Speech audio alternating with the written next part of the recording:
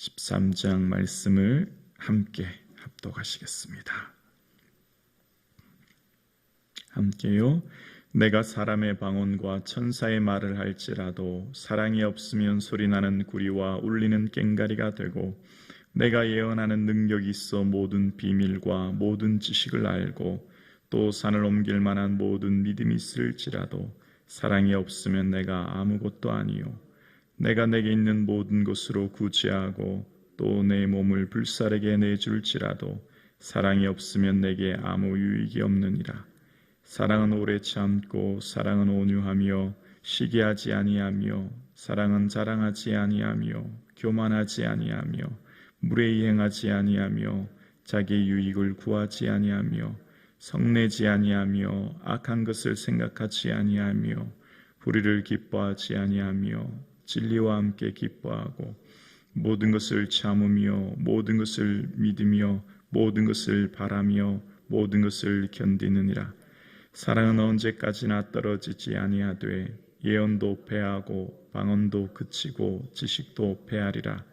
우리는 부분적으로 알고 부분적으로 예언하니 온전한 것이 올 때는 부분적으로 하던 것이 패하리라. 내가 어렸을 때는 말하는 것이 어린 나이와 같고 깨닫는 것이 어린 나이와 같고 생각하는 것이 어린 나이와 같다가 장성한 사람이 되어서는 어린 나이의 일을 버렸노라. 우리가 지금은 거울로 보는 것 같이 희미하나 그때는 얼굴과 얼굴을 대하여 볼 것이요, 지금은 내가 부분적으로 아나 그때는 주께서 나를 아신 것 같이 내가 온전히 알리라. 그런즉 믿음, 소망, 사랑 이 세 가지는 항상 있을 것인데 그 중에 제일은 사랑이라. 아멘. 할렐루야. 아멘. 오늘 이 첫 하루 또 새로운 한 주간 선물로 주신 하나님께 감사와 영광을 올려드립니다. 아멘. 오늘 이 새벽 예배 드리시는 사랑하는 성도님들 이 한 주간 예기치 못할 놀라운 은혜가 있기를 주님의 이름으로 축복합니다. 아멘. 사랑은 기쁨이요, 사랑은 즐거움이요, 사랑은 행복이요, 사랑은 항원한 것이다. 이 말도 맞죠? 어떻습니까? 사랑은 기쁘지 않습니까? 자식과의 사랑이든 연인과의 사랑이든 모든 사랑의 중요한 부분 하나가 기쁨이 들어져 있지 않습니까? 그 둘만이 아는 특별한 애틋한 기쁨. 그런데 오늘 바울은 사랑에 대한 정의를 어떻게 얘기합니까? 오래 참는 것. 다른 말로 말하면 기다리는 거라는 거예요. 그러니까 사랑이라고 하는 그 속성에 많은 것들이 들어져 있지 않습니까? 많은 것들 중에 기쁨, 즐거움, 이런 많은 것들은 어쩌면 내 속에 느끼는 나의 감정, 내 안에 어떤 느끼는 것들인데, 그런데 오래 참는다고 하는 것은 뭐죠? 그 사람을 배려하고 그 사람을 기다려주고 그 사람을 생각하는 거지 않습니까? 그러니까 사랑이 나의 입장에서 그 사람의 입장을 생각하는 거죠. 그게 이제 사랑이다 라고 앞 본문의 이야기를 하고 있는 것을 보게 되어져요. 그리고 그런 사랑의 삶을 살아가는 성도들의 삶은 기다리고 오래 참고 인내하는 것. 근데 그 참는 것이 참 얼마나 힘들어요. 세상에 얼마나 힘든 게 기다리는 것 아니겠습니까? 근데 그것이 영원하지 않다는 거죠. 결국 우리는 주님 나라에 가게 될 것인데, 그렇게 되면 12절 말씀 한번 봉독하겠습니다. 우리가 지금은 거울로 보는 것 같이 희미하나 그때는 얼굴과 얼굴을 대하여 볼 것이요, 지금은 내가 부분적으로 아나 그때는 주께서 나를 아신 것 같이 내가 온전히 알리라. 아멘. 당시의 거울은 청동 거울이었다고 합니다. 그래서 거울을 아무리 닦아도 자기 얼굴을 명확하게 보기는 힘들었다고 해요. 요즘 거울과 좀 달랐기 때문이지요. 그러니까 청동 거울로 아무리 얼굴을 봐도 얼굴을 명확하게 보기 어려운 희미하게 얼굴을 보게 된 것처럼, 지금은 우리가 사랑에 대해서 또 주님에 대해서 좀 희미하게 알 수밖에 없다는 거예요. 그런데 그때는 이라고 하는 말이 두 번 등장합니다. 언제일까요? 바로 하나님 나라에 있을 때, 예수님 다시 오실 때, 또 내가 하나님 나라에 갔을 때, 그때는 이것이 얼마나 은혜가 되는지 몰라요. 그때에는 얼굴과 얼굴을 대하여 보게 될 것이라는 거예요. 잠들지기 전에 저는 오늘 밤 예수님이 왔으면 좋겠다. 내일 예수님이 왔으면 좋겠다. 그 생각을 많이 하게 되어집니다. 여러분 어떠세요? 우리가 만약 그때 하나님 나라가 없다면 우리 인생이 얼마나 허무했을까요? 정말 얼마나 우리 인생이 힘들고 어려웠을까요? 근데 그때가 우리에게 있는 것입니다. 그때가 곧 오는 거예요. 그때 비로소 오게 될 주님의 볼 그날, 얼굴과 얼굴을 대면하여 볼 그날, 지금 주님이 나를 아신 것 같이 이제 그때는 내가 주님을 온전히 알게 될 그날이 우리에 곧 있을 줄로 믿습니다.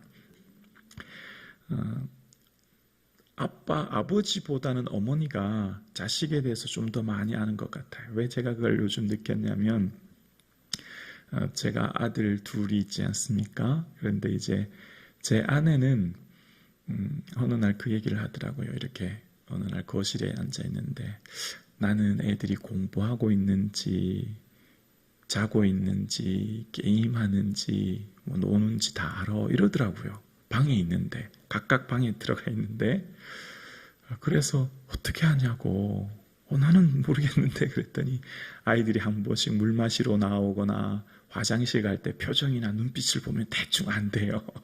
아이들 다 아는 거예요. 저는 절대 모르겠더라고요. 그러니까 아이들을 젖먹여서부터 키운 어머니는 좀 더 아이들에 대해서 잘 아는 것 같아요.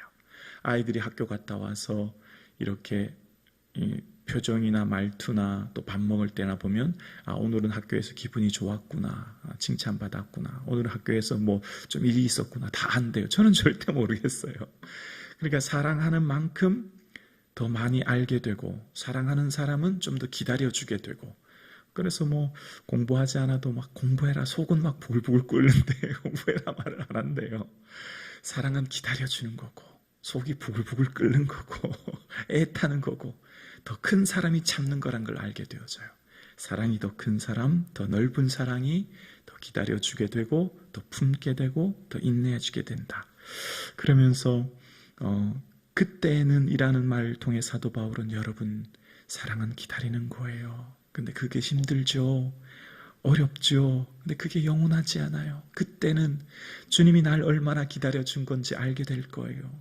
그때는 주님이 우리를 얼마나 사랑한지 알게 될 거예요. 그때는 비로소 주님이 나를 아신 것 같이 내가 온전히 알게 될 거예요. 이제 그 얘기를 하는 겁니다. 그러니까 우리의 사랑에는 결국 마지막 종착지가 있다는 것을 이야기하는 것입니다. 그러면서 주님이 나를 아신 것 같이 부모가 자식을 키워서 그 자식이 뭔 생각하는지를 아는 것처럼 예수님이 지금 내가 뭔 생각하고 있고 예수님이 내가 지금 어떻게 생활하는 거 다 알게 되고, 또 그때 가서 주님께서 나를 얼마나 인내하고 계셨고 기다리고 계셨고 참고 계셨고, 그렇지 않습니까? 우리가 주님 속상하게 할 때가 한두 번이 아니잖아요.